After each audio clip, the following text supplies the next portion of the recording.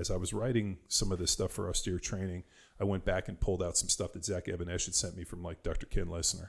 And Ken Leisner was a strength coach, I think it was Long Island, and was just an absolute crazy person. I'd heard about him, and I'm disappointed I didn't get to go train at his place, because Zach Evanesh sent me some CDs of his training, and I'm fucking sick I didn't get out there. He's since passed away.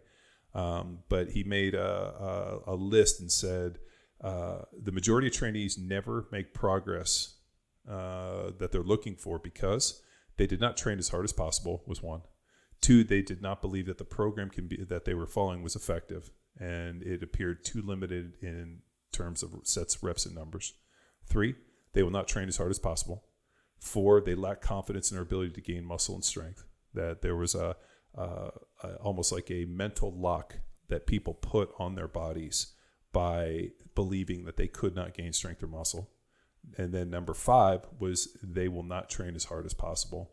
Mm-hmm. And he said that you have to force and dare your body to get bigger and stronger. There's I found a really cool quote by a guy named Robert Edgren, and he made a pretty amazing quote that I've used on the regular. It seems more regular than lately than in the past. But strength is where you find it.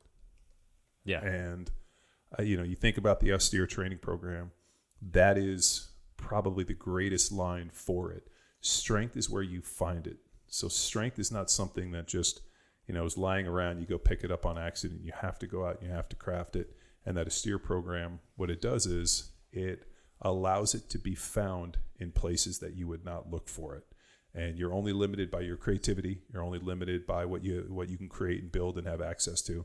I mean, think about, in the turn of the century when you didn't have Amazon and Rogue and Sorinex and all these equipments. Facebook Marketplace. If you go back and you go to, if you guys go out to Sorinex and you go out and visit Sorinex's museum of strength physical culture, dude, you see a bunch of homemade equipment because unfortunately that was all that there was. Yeah. It was, there were certain jobs that benefited people that were physically cultured.